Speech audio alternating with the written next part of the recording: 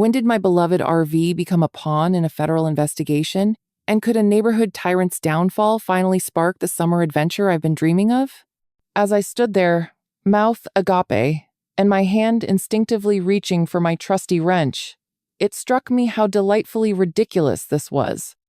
There was dear Glorious Gladys, oops, I meant Margaret, munching on her self-righteous indignation while keeping watch over my RV, as if my 1,994 Roadtrek was a coveted diamond, rather than a chunk of vintage glory that needed a bit of love. The RV, outfitted with flower decals I glue-gunned in a fit of whimsy, had become the focal point of her neighborhood tyranny. Who knew that while I simply wanted to restore it for a summer trip to the Grand Canyon, my flowerbed planters would ensure my existential dread for the next few months? The audacity! I mean, what harm could a little RV parked beside some daisies possibly do? Carlos, who had just stepped out to witness the height of suburban absurdity, threw his head back and laughed so hard I thought he might tumble off the porch. "Jamie, look at her. She probably thinks your RV is a secret base for an underground smuggling operation." With a wink, he gestured to my modest vehicle, which sported faded colors and a vintage sticker of an astronaut doing a moonwalk on its bumper. Little did they know, it actually played host to walrus stuffies and tacos for the best girls' nights out. It couldn't have been guiltier in the eyes of the township's most meticulous enforcer.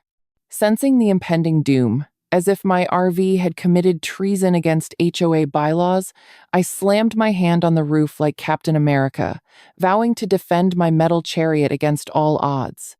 Surely this would take the trophy for the most charming neighborhood battle of the century. As Margaret dialed the number for the towing company, a wave of indignation rose through me. Was this the pinnacle of her days? Tracking down rogue vehicles while others admired their tranquil gardens and picket fences? With an eye roll that could crack glass, I rushed toward her, ruffling my messy bun. "What's the charge on the RV, Margaret? Thought it was the neighborhood eyesore, not a crime scene." Carlos stifled a snicker, hoping the posturing would distract her from her mission. Surprisingly, Margaret's hawkish eyes blazed with a satisfaction more befitting of a villain in a middle school drama. "Oh, Jamie, you know the rules. You have to move that eyesore and you're clearly in violation. Just wait until the tow truck arrives." As if in response to my scandalous crimes, I felt a tingle of mischief. Perhaps this was all too dramatic to ignore. But the drama of it all intensified when Carlos, already spinning wild theories of absurdity, had a light bulb moment. He whipped out his phone and declared, "This is literally the story of a lifetime. Gladys versus the panel of ridiculousness." While I rolled my eyes, he uncovered his intricate plan to expose Margaret's HOA exploits, which tasted like sweet revenge. They say every great story has its layers of absurdity, and we were destined to add just a few more. The tow truck was on its way, but soon enough, an actual FBI SUV pulled up behind it, looking like something out of a high-stakes movie, making me feel like I was smack dab in the middle of a sitcom, filming a very special episode. The tension heightened as two agents climbed out, whispering into their earpieces while shooting not-so-subtle glances at Margaret. With her confidence faltering, not exaggerating, but her pastel blouse literally trembled, she suddenly became the most nervous HOA Karen in the universe. "You all had better keep that RV moved," she sputtered, her earlier authority disappearing quicker than she could open her mouth. I turned to Carlos, and we shared a conspiratorial grin. "I think this is about to turn into quite the block party. And let me tell you, we weren't looking for hors d'oeuvre. We needed popcorn." This wasn't just a petty neighborhood dispute anymore. It was a full-on soap opera, erupting in our middle-class inland drama. "Ma'am, do you mind stepping over here?" One of the agents, instructed as our own neighborhood watch, crumbled into oblivion. I could hardly contain my delight as Margaret, that would be Tower of Mysteries, floundered like a fish out of water. "There's been suspicious activity reported around involvement with legitimate HOA bylaws," the agent continued, glancing towards my RV while I tried my hardest not to gloat. Who would have thought that the little RV I adored had somehow become an unintentional player in a federal investigation? As the agents moved in closer and Margaret's demeanor devolved into panic, It seemed our little nest of suburban chaos was finally about to explode into karmic retribution. Feeling the jubilant spark of revenge igniting within me, I crossed my arms and leaned back, as if to say, "Welcome to the dark side, Gladys." Watching someone else pay for their petty entitlement felt all kinds of glorious. With an unexpected twist worthy of the best plot lines, it was clear that my messy buns and skeptical humor were finally validated in this who's got the most ridiculous neighbor showdown. Not only had I thwarted her plans to tow my beloved RV, but in turn, we might just be watching the fall of a fearsome HOA queen, one who dared to challenge our harmless summertime escapades. What would happen next was anyone's guess, but one thing was certain: no dull days awaited us in this neighborhood anymore. The tension swirled like a tempest as Margaret found herself willingly ensnared in the clutches of what I could only describe as her own twinkling chaos. As agents flanked her, their serious expressions contrasted spectacularly with her pastel twin set. One wrong move, and it might trigger a full-on fashion disaster. She shifted her weight nervously from foot to foot, as though attempting to melt into the perfectly manicured lawn of my front yard. I could hardly suppress a smirk. It was as if the universe had decided to pluck the overzealous HOA queen out of her cushy throne and toss her into a maelstrom of her own making. The comedic juxtaposition of her dwindling authority and the agent's stern professionalism was almost poetic. I mean, how enticingly low could the aura of entitlement drop? Without warning, the lead agent turned his steely gaze from Margaret to me, and I'm not kidding. My stomach threw a mini Olympics-level flip.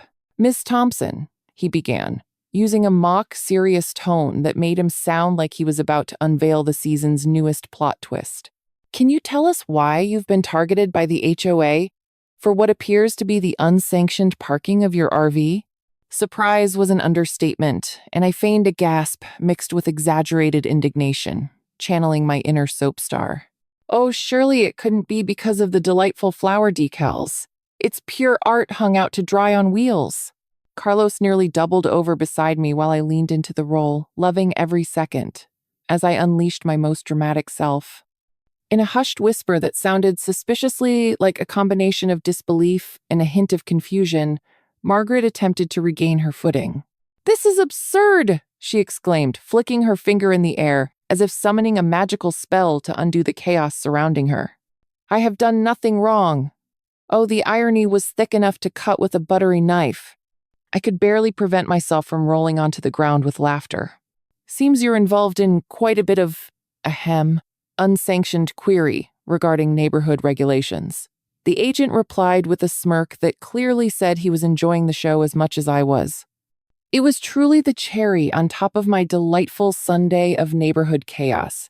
As Gladys's face darkened to a shade reminiscent of an overripe avocado, her confidence began to evaporate like morning dew under the sun.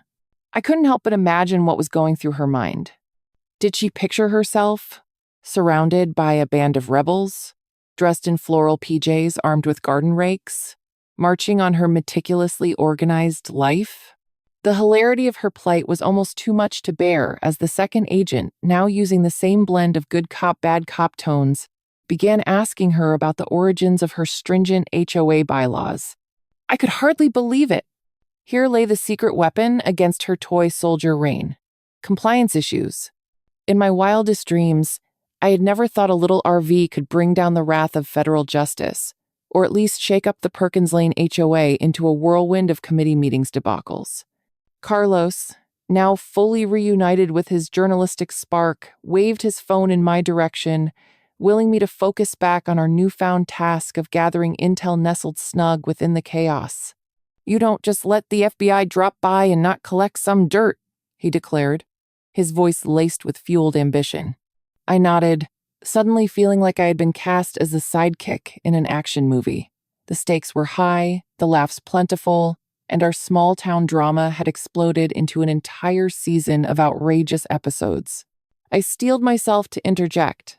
"By the way, Margaret, mind sharing with us how many noise complaints you filed against the neighborhood after last year's block party? I've never seen a woman wilt under questioning quite like that.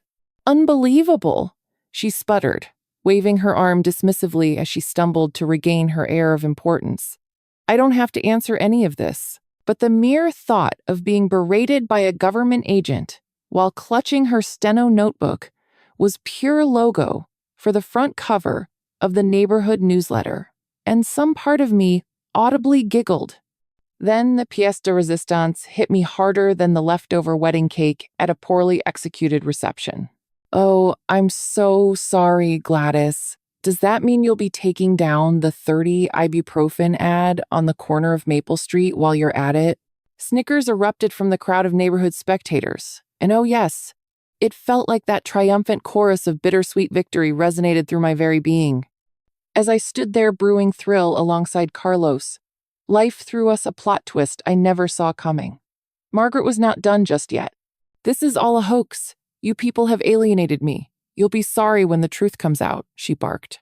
It was comedic brilliance, the priceless villain vowing revenge. I couldn't help but stare at her, the personification of an over-caffeinated squirrel who'd just been outsmarted. The atmosphere suddenly shifted again. The agents seemed to recognize her audacity stemming from a mix of hubris and sheer denial. They nodded knowingly, without needing to speak amongst themselves, and it dragged me deeper into this delicious scene unfolding before me, a combination of absurdity wrapped in good, old-fashioned retribution. "Tell you what, Gladys," I chimed in sassily, cradling my RV's security blanket defense. "Why don't you return me my trailer for a summer getaway and save your best fiends for the Monday HOA meetings? I mean, without you, they'll feel awfully mundane." The twinkle of impending victory was palpable. Her twitching stand-up comedy face said it all.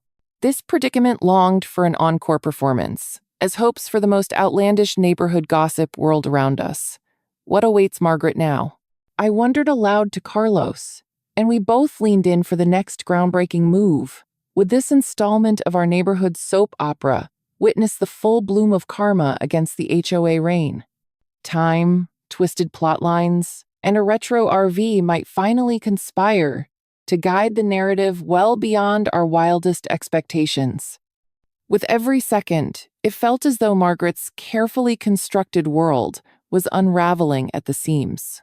The agents spearheaded their probing inquiries with gusto, sidestepping her weak attempts at deflection.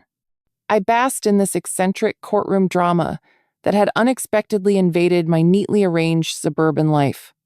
And even though the audience comprised a smattering of nosy neighbors and curious onlookers, I couldn't help feeling as if I were seated in the front row of an improv comedy night at my local pub. The pride I felt as Gladys floundered before the agents began to bubble up, nearly bursting through the seams of my graphic tee. How could I not relish the divine satisfaction of someone finally putting her in her frilled place? Gladys straightened her pastel blouse, as if preparing for an awkward duel, her faux confidence a stark contrast to the panic dancing in her eyes. "You'll all regret this," she declared, planting her feet defiantly into the grass, her voice crossing the threshold from indignation to sheer desperation. My goodness, who knew watching this woman squirm would be so evocative? Even Carlos whispered in my ear, "Did she just threaten us with, what? A sternly worded email?"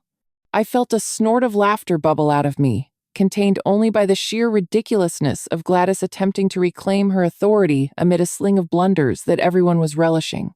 It was almost ironic. The Queen Karen was now a court jester, one that everyone would remember after this performance. But the comedic relief didn't just stop there. As Margaret's theatrics went on, a certain boldness sparked in me, igniting a spat of creativity, or perhaps deep-rooted rebellion. I stepped forward, waving my hands like a showman unveiling a curtain. "Let's fess up here, Gladys.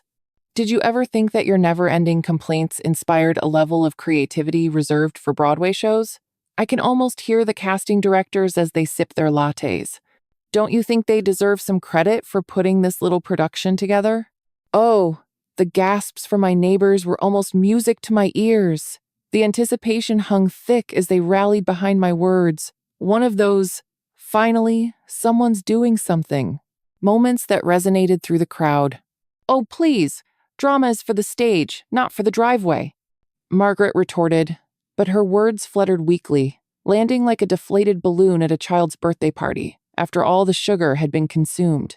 I had to admire the woman's spirit, her ability to spin that extravagant web of entitlement. Yet here she was, desperately clinging to it, while the world watched in amusement.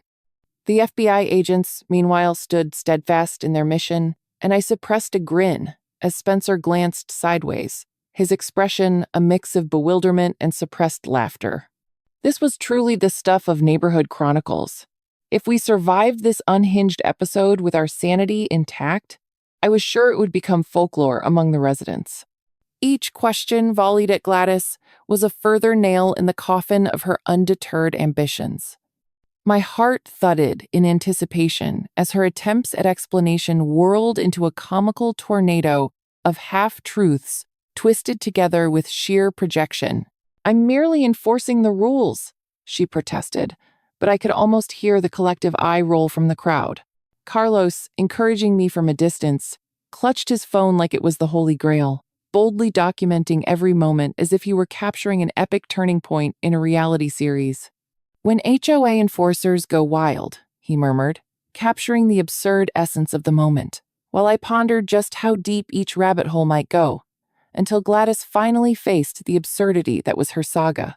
Finally, the moment of reckoning arrived as Spencer gestured toward Margaret's clipboard, the well-worn bylaws appearing as ridiculous in her hands as they felt to everyone else. "You do realize these rules you're wielding have been cobbled together over years of vague complaints and subjective interpretations, right?" he asked, his voice smooth as silk yet laced with the gravity of truth. The collective gasp from the audience cranked up the drama 10 notches, and I distinctly saw one neighbor pull out popcorn from their jacket pocket, ready for the grand finale. It was unbearable. Every second dragged, and in that moment when I thought Margaret might actually explode from internally processing her failures, I felt a surge of triumph bubbling inside of me. As if the cosmos had heard my inner cheerleader, the FBI finally handed Margaret a flyer that simply read, "Defamation, perjury, and the neighborhood rules. Things to consider before building your reign of terror." The scribbling of agents nearby felt like the perfect encapsulated bandwagon of the age-old struggle between community solidarity and the iron fist of absurdity. The look on her face, as her last bit of composure melted into the ground, was nothing short of priceless. Was Gladys done evicting residents from their tranquility? The plot gesture seemed to tease the very act of hiding behind facade versus accountability. The audience burst into exuberant chatter, and I even heard someone mention a celebratory RV party. Read, "An actual gathering where we'd indulge in laughter, music, and, dare I say, even some relaxing adventures. Perhaps we could consider this a community-building exercise for the future of Perkins Lane," I chirped, falling in rhythm with the alacrity of the moment. The vehemence of our collective mirth boomed throughout the street, but in an unexpected twist, Gladys suddenly pivoted. "You'll see, this isn't over, Jamie. Mark my words." Oh, dear neighbor, did she just channel every villainous trope rolled up into one tiny silver-haired package?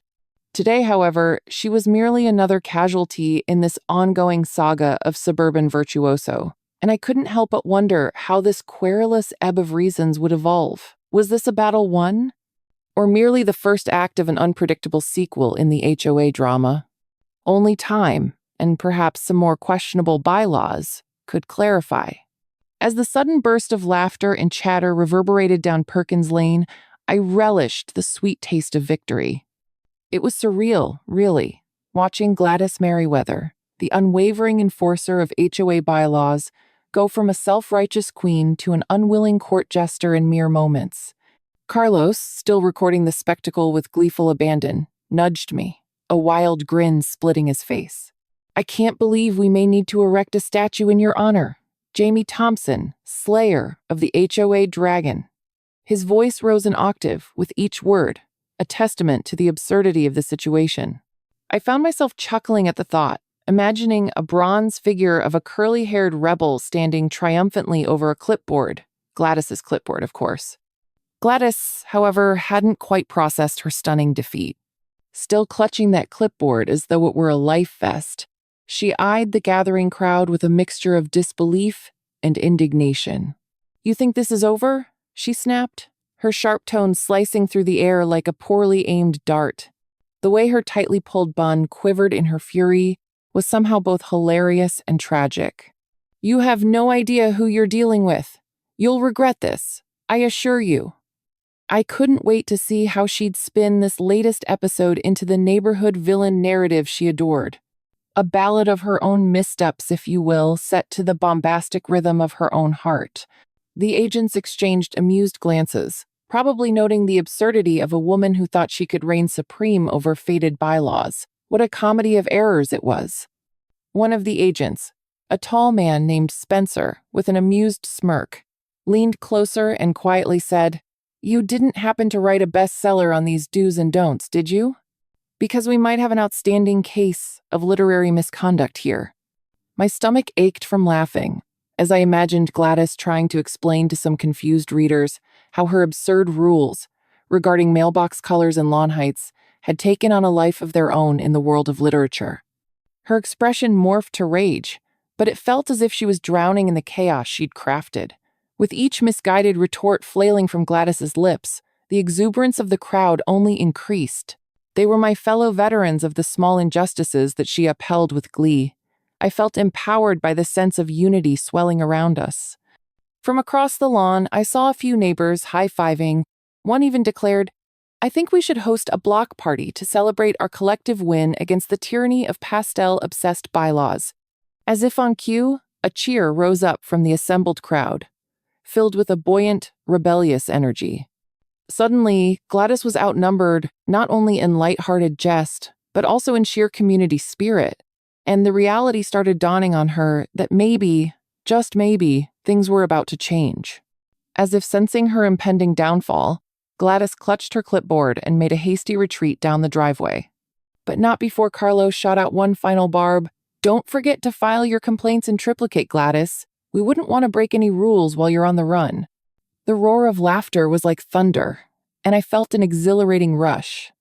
Our silly little suburban drama had transformed into a collective spectacle, uniting us against the heavyweight champ of our HOA tormentors. Little did she know, this was the beginning of something much larger than just a street spat. Suddenly, we were a community with a newfound purpose, a chorus singing the collective song of rebellion that echoed for miles around.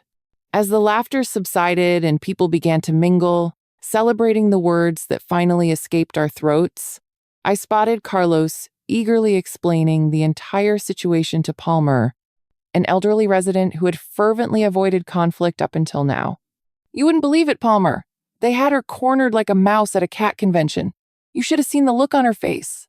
My heart swelled at the sight of people embracing this newfound camaraderie. Community was never just about avoiding shoveling snow from driveways, but about the supportive ties that ran deep in the throats of laughter. However, amid the revelry, I couldn't shake the feeling that this might just be the first in a long string of sparks. As darkness began to drape over Perkins Lane like a warm blanket, the bright porch lights flickered on, illuminating a cadre of neighbors drawn together in defiance of Gladys's absurdity. "We should meet again. Maybe we can form a committee," called out Karen, the local garden enthusiast, winking cheekily. I was already dreaming of what a suburban rebels club might look like. Lawn signs that read, "Down with unused rules," and maybe even some merchandise featuring my notorious tagline, "No more Karening." It seemed like a fitting way to encapsulate our newfound spirit. Perhaps an unexpected club could unravel even Gladys's tight grip on her reign of terror. Just when I thought the evening couldn't get any more unexpected, Carlos leaned in conspiratorially, his eyes alight with a new idea. "What if we recruit the rest of the neighborhood for our cause? We could create a petition, or better yet, a viral video. I'm thinking TikTok could be our weapon of choice." My laughter turned to incredulous disbelief as I imagined it. The power of viral fame in our small town, rallying not just our street but the entire neighborhood against the oppressive grip of enforcers. "Are we actually going down the path of TikTok stardom?" I asked, momentarily caught between skepticism and excitement. It was all so wonderfully ludicrous. My rebellious heart couldn't resist the pull of absurdity. Would the HOA's days of entitlement finally come crumbling down like a poorly built deck? Only time would tell. The raucous laughter from the block party spilled into the night as my neighbors floated ideas for the new Suburban Rebels Club, a term that had quickly been adopted with a mix of enthusiasm and absurdity. Palmer, the retired botanist who'd once cringed at the sound of a lawnmower, was now cheerfully explaining his strategies for guerrilla gardening, discreetly planting wildflowers in empty lots to counteract Gladys's obsessive control over landscaping. "We could call them spontaneous blooms," he declared, his wiry frame bouncing with excitement. Meanwhile, Margaret, the self-proclaimed neighborhood watch, was brainstorming a mascot when she wasn't busy continuing her retrospective of personal grievances against my infamous RV. She took offense at any suggestion of parody, insisting her accusations were for the good of the community. Little did she know her fervor only solidified my support for the rebel cause. The moon glistened overhead, illuminating Bob's BBQ shield, a flaming pink and green structure ominously reminiscent of a Brighton beach hut. Inspired by our collective spirit, he tweaked the design a bit, turning it into a peaceful protest hub. Bob waved proudly from the makeshift center of festivities as more extravagant noisemakers joined in on the rebellion. "We should unleash a dance-off on TikTok to celebrate our freedom," he shouted, clearly a bit too exhilarated by the number of BBQ ribs he had just sampled. The vision of my neighbors, dancing aloud under the glow of the moon, completely disregarding past conflicts while raising cups of barbecue sauce, was joyfully chaotic and almost liberating.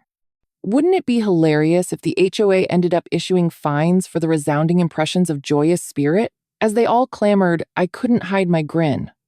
Instead of the conservative, rule-abiding representations of our suburban lives, we had transformed into an exuberant hive of creative anarchy. Ideas blossomed like the morning glories climbing up our fences. "Why not start with a series of humorous HOA fails clips?" Carlos chimed in, his excitement palpable as he whipped out his phone to capture the moment. "I'll expertly edit, and we can make a full series of Gladys moments," he added, the prospect flooding my senses with pure joy. My mind whirled at the absurd details. A slow-motion montage of her glaring at pruned hedges and glaring at our RV, complete with slapstick sound effects. The thought was hilarious, and I could envision the collective giddiness that would surely follow as we critiqued the strictures of her bylaws. Would the world really enjoy sunshine alongside our HOA chaos? The conversation drifted, and Bob, now fully embracing the spirit of rebellion, declared, "We need an anthem, something that brings us together." Cries of approval erupted as he whipped out a guitar almost from nowhere.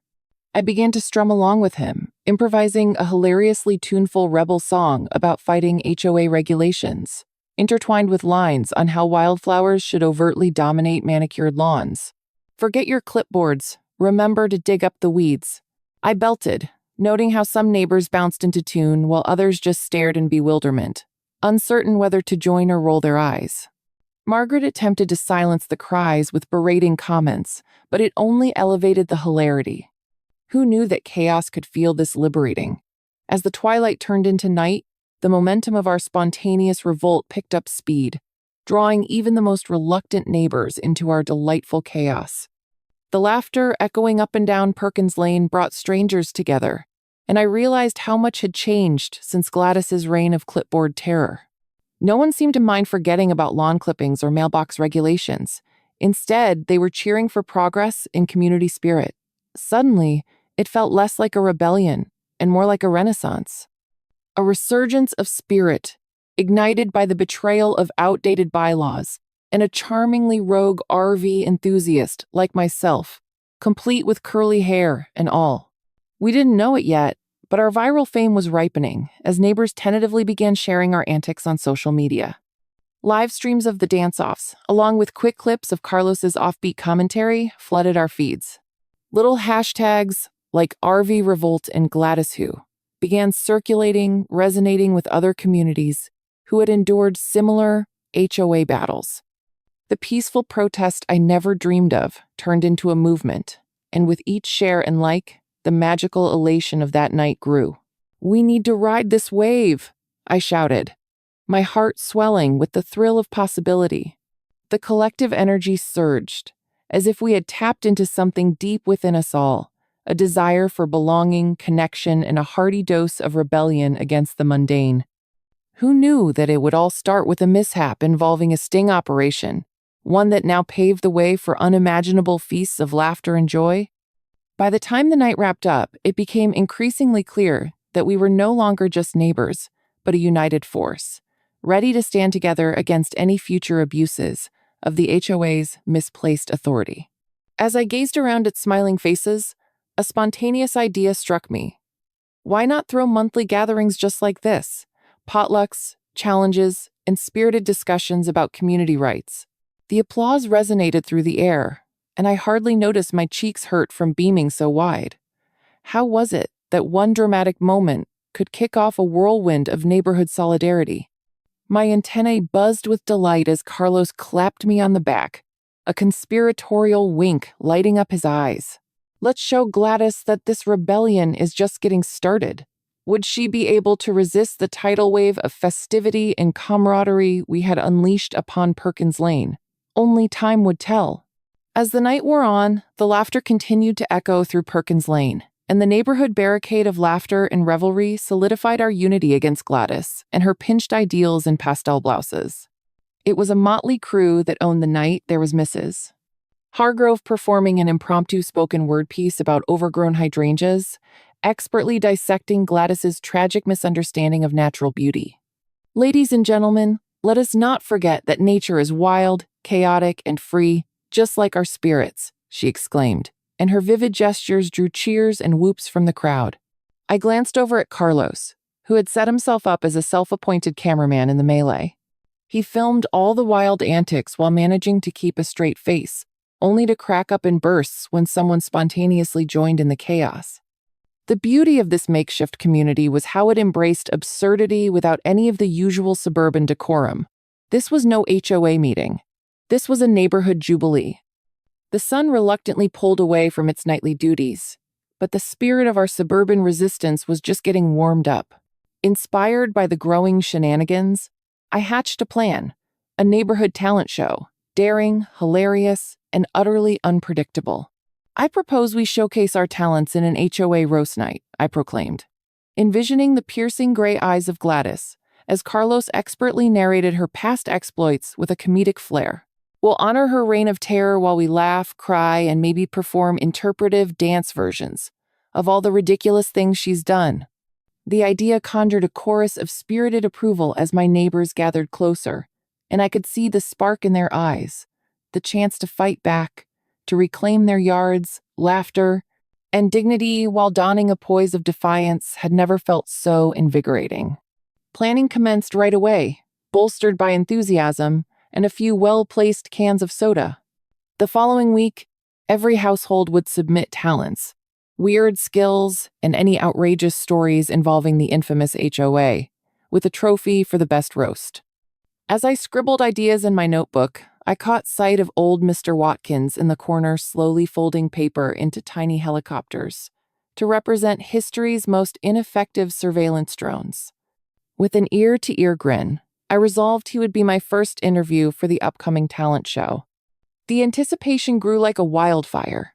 Neighbors rallied together while digging out dusty instruments or rehearsing wildly bizarre stand-up acts. It felt almost magical to witness everyone unearth remnants of their personalities they had hidden away under boring bylaws and long-forgotten regulations over the years. But as our self-organized renaissance unfolded, an unexpected turn emerged. News broke that the FBI had seized Gladys's infamous clipboard, a treasure trove of her petty grievances against unsuspecting neighbors, and charged her with conspiracy, all stemming from her ill-fated towing attempts on my beloved RV. The residents watched in awe as footage of agents stacking boxes of evidence circulated on our neighborhood group chat. This episode replaced our mundane daily alerts about backyard shrub heights, morphing into absurd memes of Gladys's expressions superimposed over America's Funniest Home Videos clips. "Who will check her yardstick now?" a neighbor playfully asked, desperate to find a rhinestone-studded ruler, just like Gladys had claimed was necessary for suburban excellence. As the week rolled on, the HOA's efforts to maintain authority began crumbling in the face of our unpredictable revelry. They shouted louder than ever with press releases calling for residents to respect bylaws and uphold community values. But with each passing day, it sounded less like serious warnings and more like the sputtering of a worn-out record player. In an ironic twist, we commandeered their outdated phrases and transformed them into rallying cries, framed within potted plants spilling wildflowers. Upkeep your spirit, uphold your dreams, and respect the rainbow of our flowerbeds became our mottos, echoing in the hearts of everyone who dared forget the grim gravity of small-town entitlements. Together, we were owning our own brand of chaos, and the confidence unlocked within our crew turned every bleak threat into a musical note of defiance. The talent show was nothing short of a phenomenon.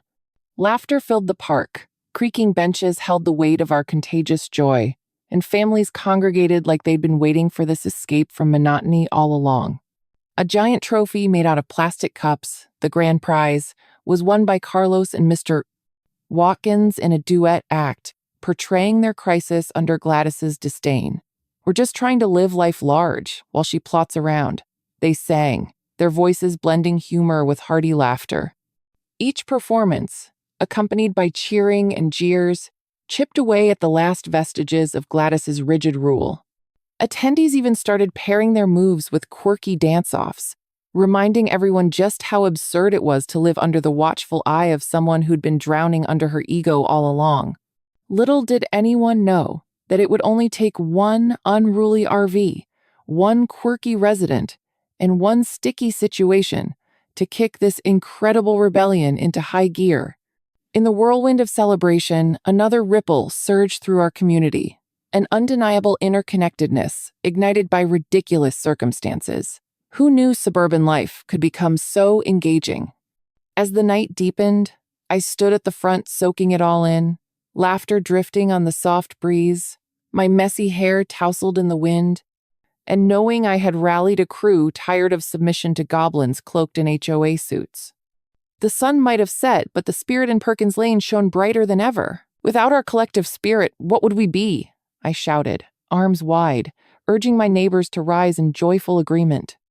The night culminated with the community families joining hands, fingers interlaced in warmth, enthusiasm, and resilience. Would we continue our wonderful shenanigans? Was this just the beginning of revolutionizing our neighborhood? The answer hung in the air like those daring stars above us, waiting to be explored.